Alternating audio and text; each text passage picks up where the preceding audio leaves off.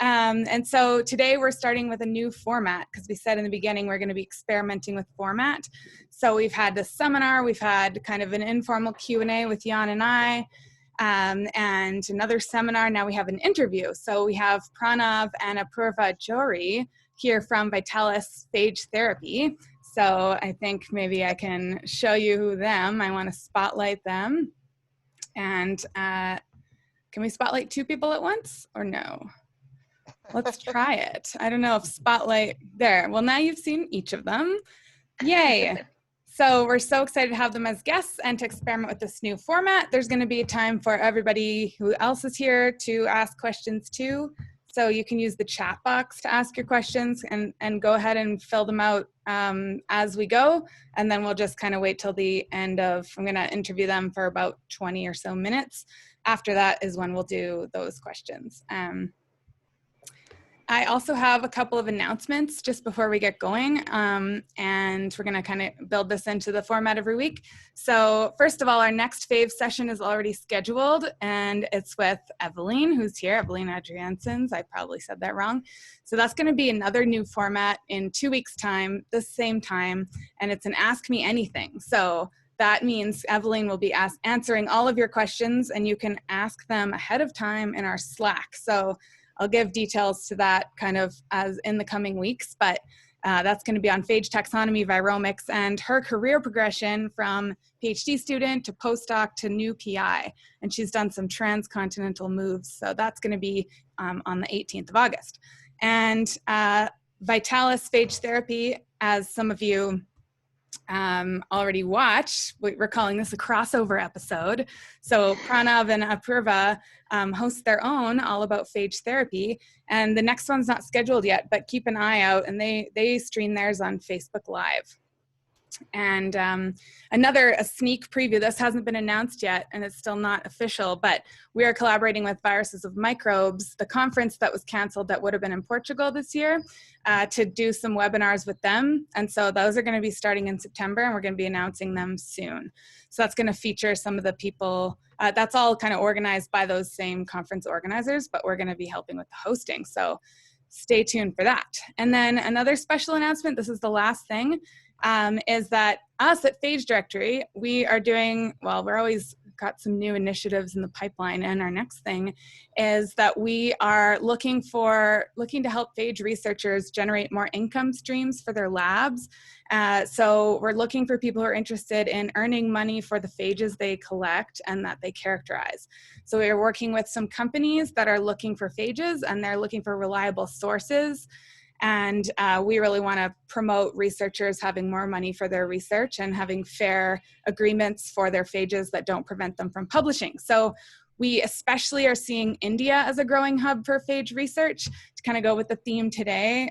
So if you are from India and you collect phages, get in touch with us. We would love to hear what you think about this, and if something you're interested in, and to hear any of your concerns. And anyone who's not from India, we're very welcome to everyone too. We're just kind of pointing that out, that that's one of the hubs that we haven't really tapped into yet in our interviews with researchers. So get in touch with us. So then that's all. I'm gonna go ahead and introduce our speakers. So Pranav, let me center it on you. So Pranav, we've had a guest article with him in the past on capsid and tail. He is one of the founders of Vitalis, and Apurva is his wife, and they founded this together. And it all started when Pranav was a patient himself who needed phage therapy. So I'll just let you go ahead. I would love to hear, and I'm sure everyone here would love to hear, kind of how everything started for you with phage. How did you figure out about it, and what was it like to be in that situation and to actually get phage therapy? Right. Hi, everyone. Thanks for the introduction, Jessica. So the story starts off in 2016 when I developed a condition called prostatitis, and the condition was diagnosed, but we couldn't figure out, despite a lot of doctor visits, despite multiple diagnostic tests, the bacteria that was causing the infection was not getting identified properly. The typical treatment for prostatitis entails antibiotic therapies, and they tend to be fairly long course antibiotic therapies. So the doctor started me off on empirical treatments, and we had the first round of treatment with an oral antibiotic, which didn't work. We moved to a second one, which again did not work. And with every subsequent treatment that would not work, I could see that the confidence level that the doctor had in terms of treating the condition with antibiotics was just kind of coming a step down. So I had three treatment courses with oral antibiotics, after which the doctor was fairly kind of confounded by the fact that there was no improvement in the symptoms or the infection markers. So like the WBC counts were not coming down at all. My symptoms were not showing any positive change. And for the last round of treatment, he said, we'll pull out the heavy artillery and we'll put you on a course of oral and intravenous antibiotics. So let's, as he said, blast the buggers out. We tried to blast the buggers out, but unfortunately that didn't work either. So after finishing this heavy artillery course, which was oral ciprofloxacin and intravenous amikacin, we finished this course and my infection remained as it was. When this finished, and about 4 or 5 days after finishing this course, when I went back to the doctor, he said, well, we've run out of antibiotic options for treating this condition. So we now need to start thinking of this from the perspective of symptom management.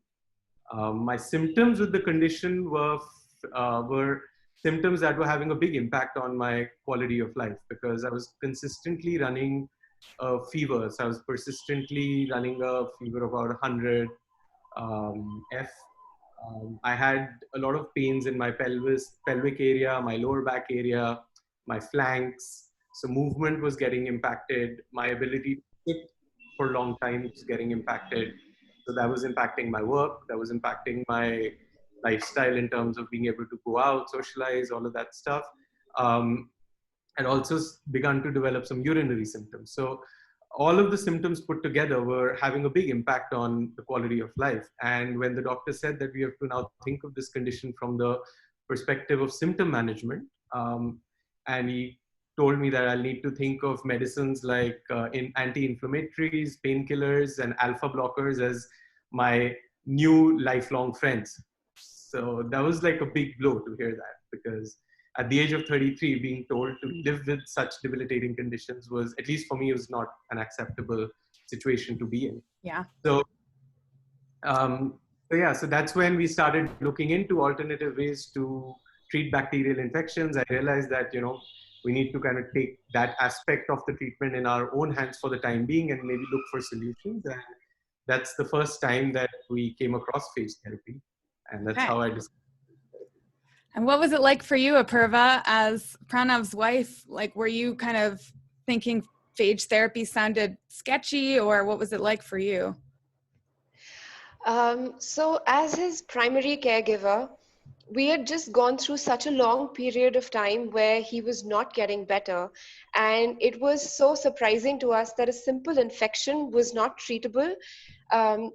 That by the time we reached the point where he was looking at, but we were looking at phage therapy, I was ready to support him in this or any other kind of alternative treatment that he would find. And the thing is that at that time, we were reading so much, we were researching on the internet so much about things that could help in treating this condition, that we didn't approach phage therapy as just something out of the blue. It was something that we read so much about and understood very well before we decided that we need to go down this route and we need to use this to treat his condition. There's something that he would say at that point of time, which also kind of gave me the courage to say that, okay, here are live viruses that are going to be put into your system, but we're okay with that. Yeah. And the thing was that he would say that medical science has advanced so much. Today we're at a place where you can harvest organs out of stem cells, and here I am battling a bacterial infection. I mean, this is not okay. I need to be able to come out of it. So that's how we we had the confidence in phage therapy because of what we had read, and we also had the confidence of going through with it because we'd really run out of options at that point of time of how we're going to go forward. Got it. I see. Just to add to that, the doctor, he mentioned that alpha blockers and anti-inflammatory drugs would become my new friends. For about 3 months, PubMed, NIH, all of these websites, all of these databases of medical papers, research papers became actually my best friends. Because for about 2-3 months, I was just neck deep, head deep into research reading about phage therapy. Literally, I think every research paper that was there on phage science, phage therapy, I read through all of that. And we also got in touch with phage scientists who I could kind of identify from my own research. So MIT, Professor Young at Texas, Pasteur Institute, all of these different places where I could see phage science was being researched. I got in touch with phage scientists there, and they were forthcoming with at least their answers in terms of the questions that I was putting to them. So finally, when we did get in touch with the options for treatment, which was either the Eliava Institute or the institute in Poland, when I sent them questions about the questions that I had about the treatment protocols, they, especially at Eliava, they responded saying, you're the first person who's sending us questions about the nature of phages that we use, whether they're lytic or lysogenic. Wow. How did you even access all that literature? Like, because you were not affiliated with the university, right? So that's kind of an issue. How did you go about that? So there I was fortunate that an uncle of mine, he is the head of molecular biology at one of the top institutes in India. So he gave me access to a lot of these databases, and he gave me access to some phage researchers who were working with phage both in India and outside. And as I said, PubMed does have a lot of information with papers which are available for open access. That's good. So yeah. It really was my best friend for those 3 months. Great. Yeah. So, okay. So fast forward a little, you actually, spoiler alert, you got your phage therapy, right? And here you are, and everything, I'll let you comment on whether everything's back to normal, but could you take us through kind of what it was like when you kind of got phage therapy? I know that Eliava was where your phages came from. Yeah, so Eliava is where I went for treatment. I had kind of shortlisted the Poland Institute and the Eliava Institute, and then I, based on the research and based on what I read, Eliava seemed to have the maximum amount of experience with the treatment. So I decided to go there for my treatment, and also they have a clinic which kind of takes charge of the treatment. So essentially, it's a team of doctors who have experience with phage therapy who take charge of the treatment. It's not something that you're left to deal with on your own. I underwent 3 rounds of treatment at the Eliava clinic, which is the phage therapy clinic affiliated, or it's associated with the institute. With every round of treatment, symptomatically, I saw a significant improvement.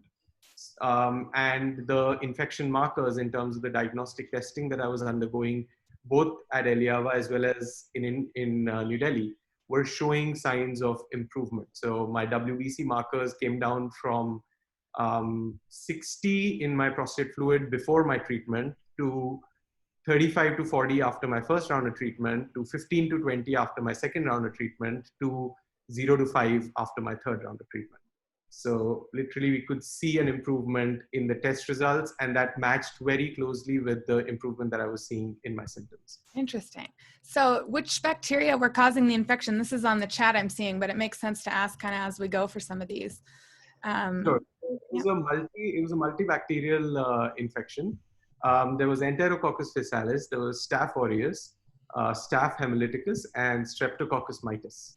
These were the 4 bacteria that were. And were they all considered to be antibiotic resistant kind of by your doctor, or maybe didn't know which was the main? That was interesting because the testing before my treatment started in Georgia, the sensitivity analysis actually was fairly eye-opening, because the antibiotics that I had taken by that time, azithromycin, doxycycline, ciprofloxacin, ofloxacin, and intravenous amikacin, the bacteria came out to be resistant or intermediate at the best to all of these 5 antibiotics. So Got it. whether the resistance to the treatment or they were resistant to begin with, we would not really know.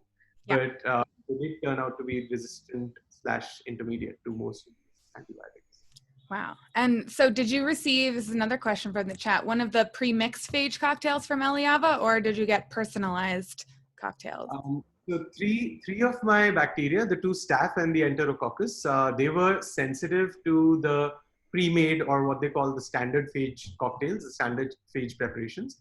So those 3 were treated with the standard phage preparations, and the Streptococcus was resistant to all the standard phages. So that needed a custom phage to be prepared. So that was actually the reason why I required a 3rd round of treatment, because I went back for my custom phage treatment. Okay, wow.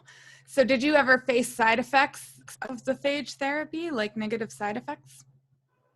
I didn't see any side effects.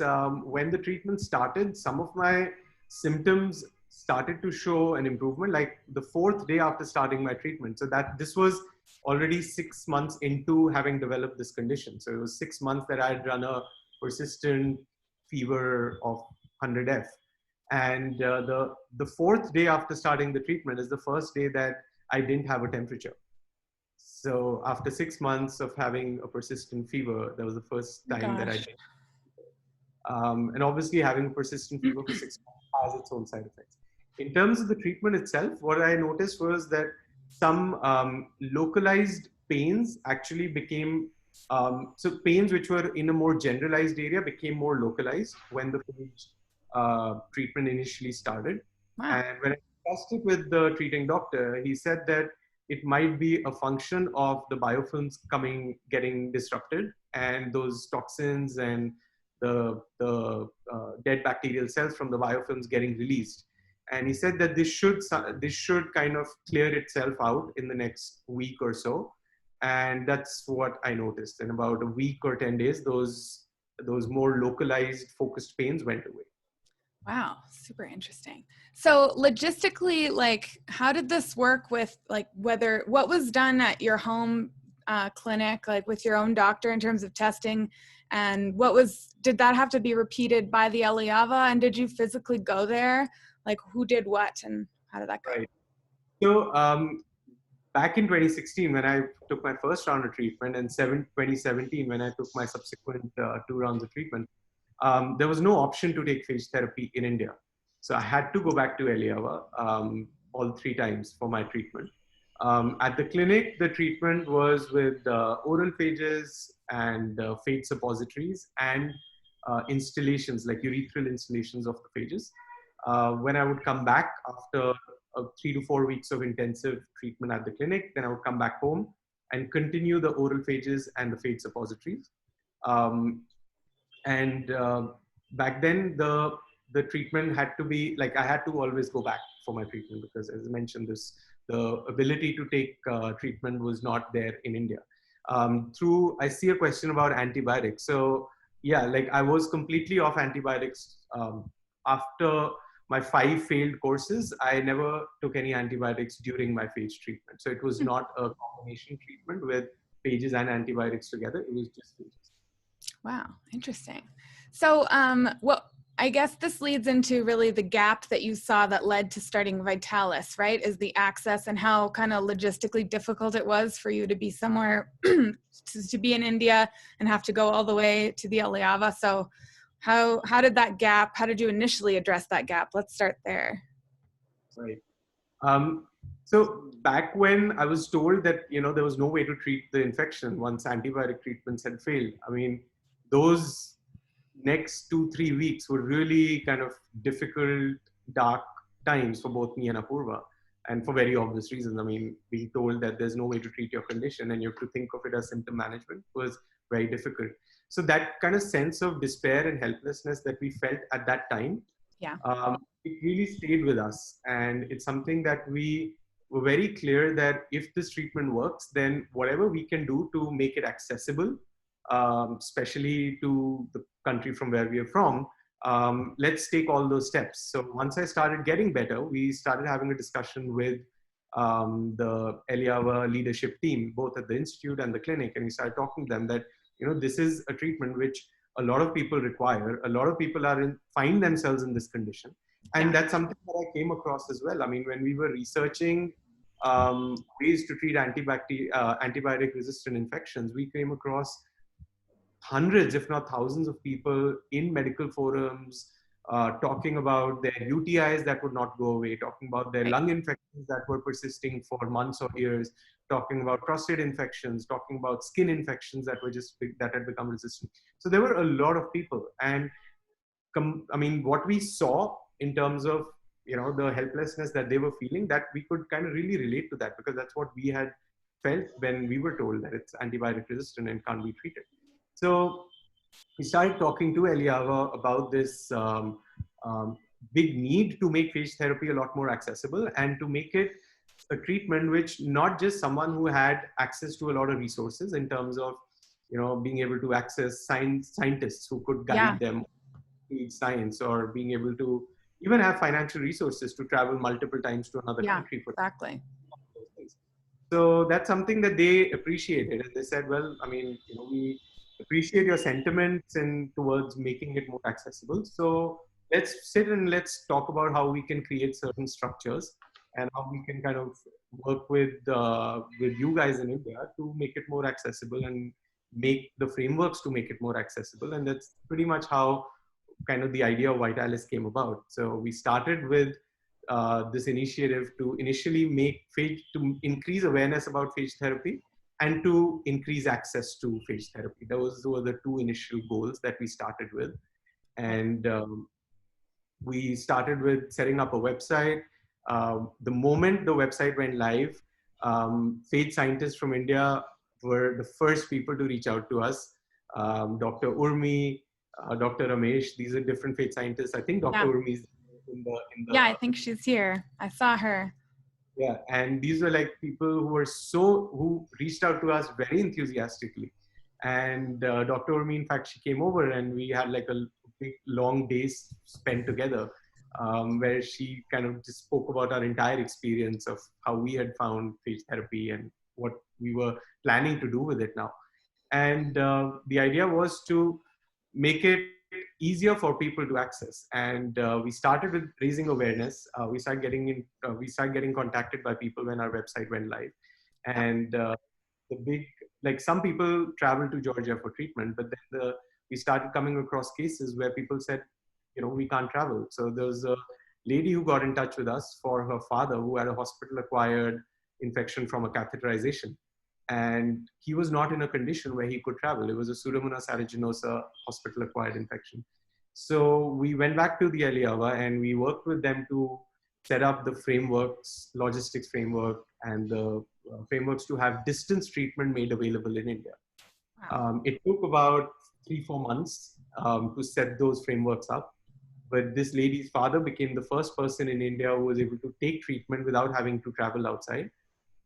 His treatment started in September 2017, and by November 2017, his Pseudomonas had been cleared up. Wow.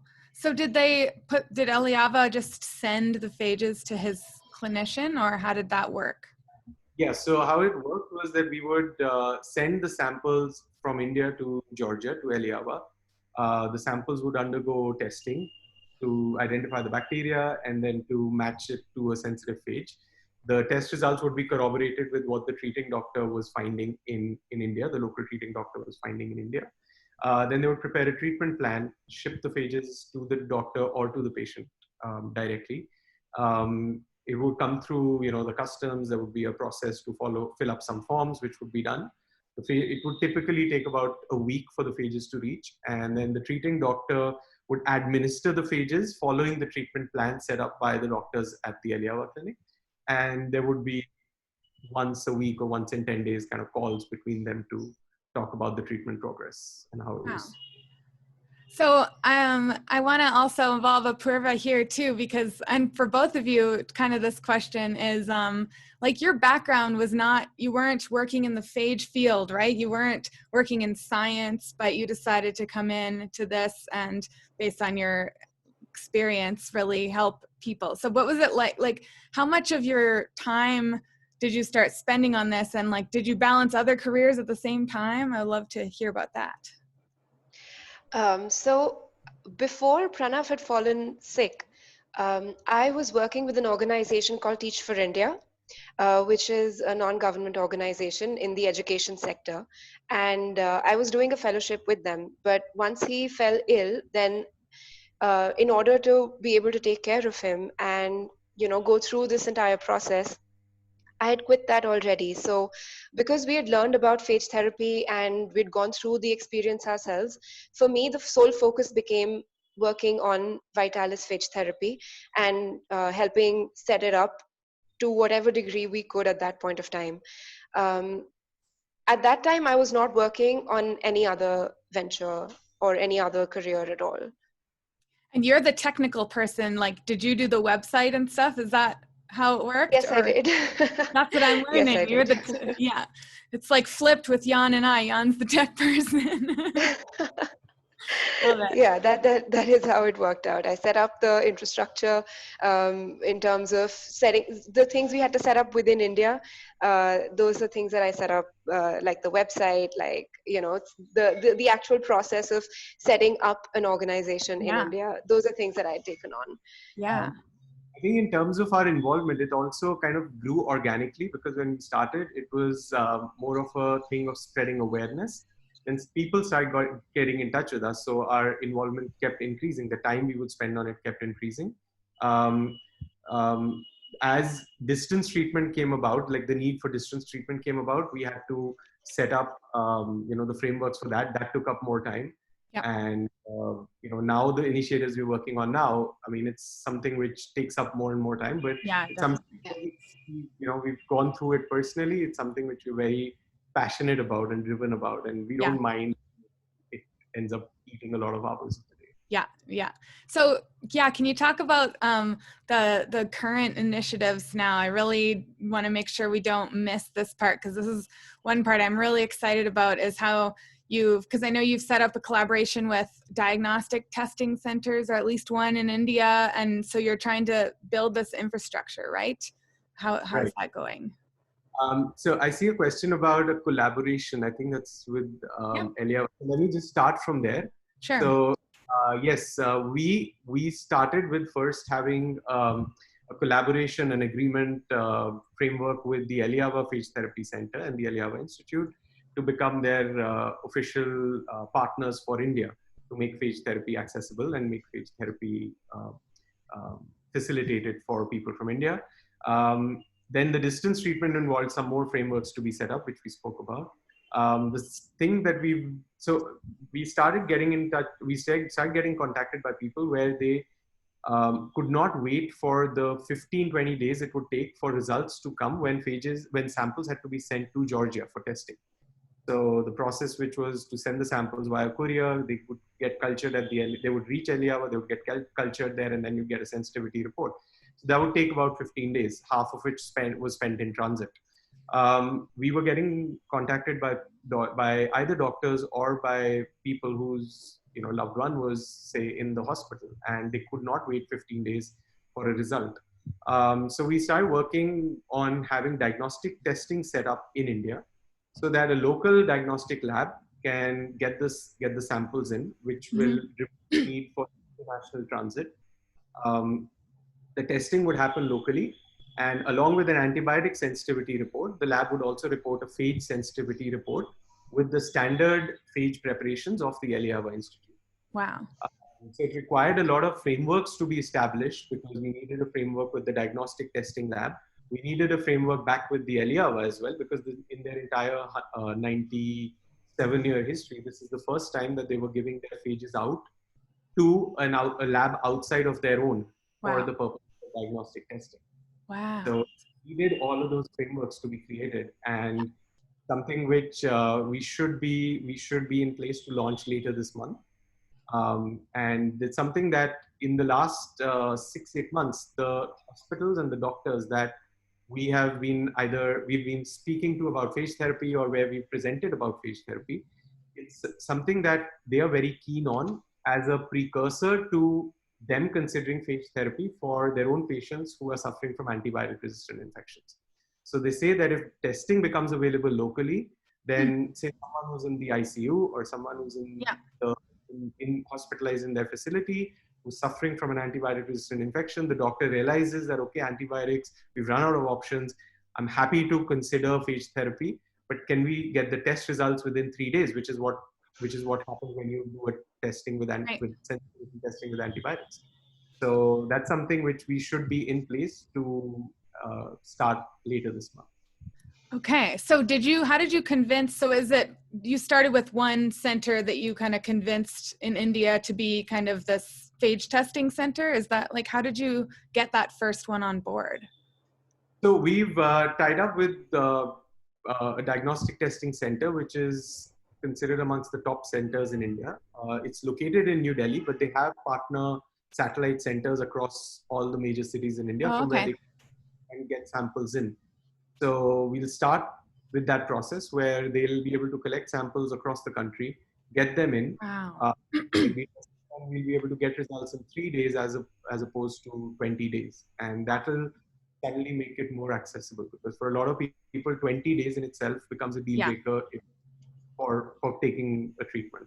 For sure. So does the Eliava have to, like, have they just sent samples of their phages to these diagnostic centers and they're kind of storing them? Is that how it's working? Yeah, so the Eliava Institute, after we've set up these frameworks, the Eliava Institute has given access to their standard phage preparations to the diagnostic lab, and they use those for the sensitivity testing. And in about what we've seen till now, so there have been more than 65 people who've undertaken phage therapy once we started this initiative. Wow. I was the first person from India who undertook phage therapy at the Eliava Institute, and then since then there have been 65.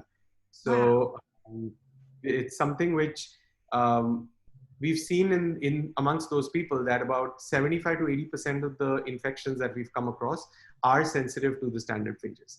In about 20%, there's a need for a custom phage. So those samples would still need to be sent to the Eliava Institute to enable them to prepare a customized phage for that. But in about 4 out of 5 cases, the standard phages work. And for those 4 out of 5 cases, with the local testing, it would become a lot easier to access the treatment. So how many doctors would you say in India are kind of doing this for those 60 patients? Like, was that all one doctor or multiple? It's been different doctors, different parts of India, different conditions. So we've had, the most common conditions have been urinary tract infections, prostatitis infections, respiratory infections. These are the 3 most common. And the doctors have been in various parts of India. The patients have been in various parts of India. And in terms of the reaction that doctors have to phage therapy, I can say that back in 2018, when we started this initiative, we had a few presentations in some hospitals where we spoke about our treatment experience and phage therapy, and we presented the data till that point of time of however many people had undergone treatment. And the reactions were extremely skeptical. The reactions were extremely, dismissive might be too strong a word, but very skeptical, and something which was kind of pushed aside. Now I would say the situation is kind of turned around to an extent, because most doctors at least accept the problem of antibiotic resistance, and they accept the need for an alternative way of treating antibiotic resistant infections. And many of them have now heard of phage therapy, because one of the things we did focus on when we started this in terms of creating awareness was getting a lot of phage therapy information out into the media. So I think about 3 or 4 national newspapers carried my own treatment experience with phage therapy.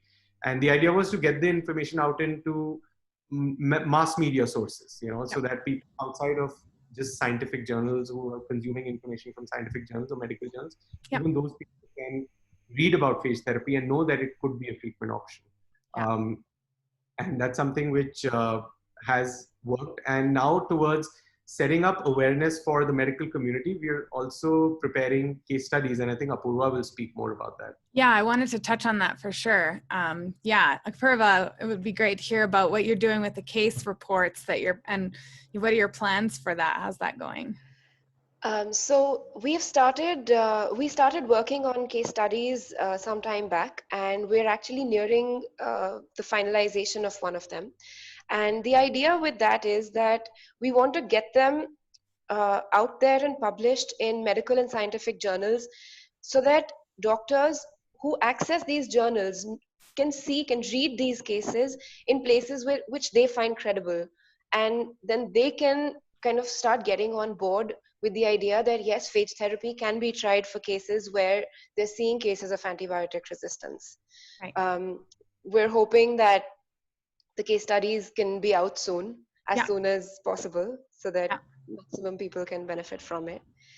And along with that, one of the other things that came out of the idea that, you know, we're going with what people need at this point. So we started with distance treatment when we saw the need for it, and we started diagnostic testing when we saw the need for it.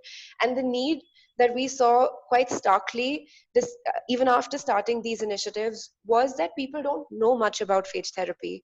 And that's what led us to start All About Phage Therapy. Mm-hmm. And that's why we've kind of tried to make it as diverse and as open access as we can, so that whether it's doctors or patients or, you know, family members of patients or just anyone looking for general information about this can go and access this information for themselves, and you know, kind of collate the information that they need out of it to understand and to realize that this is something that can work. Yeah. And how, who funds this, or how does money get exchanged? Do patients have to pay? And I both want to know about the cost of the actual treatment and the phages at Eliava. I assume they have to pay for the phages, but also for Vitalis's services. Like, how does that all work? So the patients pay directly at the Eliava Institute at the Eliava clinic for their treatment.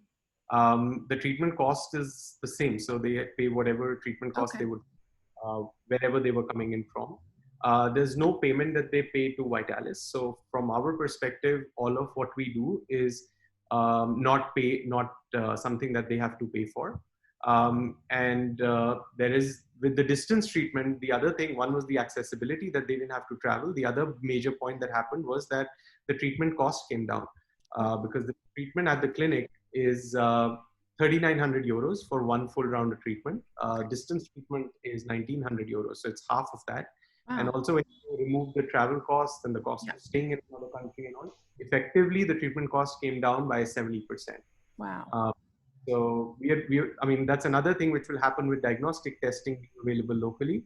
The cost of testing will further come down, because there'll be no cost of sending samples from one country to another in specialized kits. So, you know, those courier costs and those kit costs and all come down. So that has been one of the major things which we have been working on to bring costs down. And that's something which Eliava has supported us, because they do see that by bringing costs down, the treatment becomes more accessible for a lot of people in India. Right. And that's something we're working towards. And then the diagnostic centers, do you pay them, or how does that work? So the diagnostic center will charge their normal testing fee that they charge for a normal culture test that they would do for a regular test. So there's no special additional higher fee for the testing with phages. And that compares very favorably with the cost of sending the samples across. So it's, I mean, just the transit cost of sending a sample from India to Georgia in specialized kit is double the cost of doing the diagnostic testing in India. Wow, super interesting. I'm reading, by the way, I've been reading all your great questions, audience. That's really made my job easy as an interviewer. I just have the chat box open, but I'm not getting all of them yet. But I have this one about doctors and double-blind studies. So do you know about any controlled trials that are actually being done in India with phages yet? So it's something which there is. So we've gotten fairly well networked with the phage community in India in the last 6-8 months. And there's, as you mentioned at the beginning, there's a lot of excellent research work happening in India with phages in different universities and different scientists. Yeah. And from what I know currently, there are 2 kind of plans on the annual for doing some trials with phages. One in the southern part of India. There was one in the eastern part, but I don't think that's more likely to start soon. Okay. Yeah. So I guess, yeah, just starting from the ground up, first one off, then case studies actually published, and then hopefully you're going to generate more momentum. And what about, I wanted to hit on this other question by Rohit, and then we're going to wrap this up pretty soon and do a breakout room before the end of the hour. But it's so hard to stop because this is really fascinating. So do you need, what kind of approvals, regulatory approvals are needed for these cases? Is it similar to the compassionate use being done in the US and in Europe, as far as you know? Yeah, so sorry, I'm going to take that. It does. So India is a part of the World Medical Association, and the Declaration of Helsinki is something that Indian doctors and physicians are also required to follow. Under that, phages are acceptable as a form of treatment. When phages come into India, they're coming in as an import for personal use. So our regulation, which is called the Drugs and Cosmetics Act and the Drugs and Cosmetics Rules, they allow for import of small amounts of medicine to come in for personal use, and that's something that you as the patient or as the treating doctor of a patient can import. So there are certain forms that you have to fill out and submit to the customs authorities, and you can get the shipment in for personal use. Okay, so you kind of help walk them through that too as part of Yes. Vitalis? Okay, Yes. and do you have like a community of patients now that have sought phage therapy through you? That do they talk amongst themselves and keep helping the next people, or how do they continue communicating? Yeah, they do. There is a. I'll let you take that. Okay, so that actually helps out, because now when people want to talk to someone who's taken the treatment, there's not just one person that they can talk to. They can talk to multiple people, and for certain conditions, we now have more than 5 people who've taken that particular treatment. So that definitely helps out. Yeah. So do you think this? Oh, can I add something? Sure. One of the things that really impressed me was where the 2 of them were in this very large meeting in early December, of people interested in phage therapy. And there were, 60 or 70 people who had come both from various parts of India and other countries. And then for the first day of the symposium, they actually had this enormous auditorium where several hundred of the students from the university where it was being held were up in the back. I was very impressed, and I was a keynote speaker for that.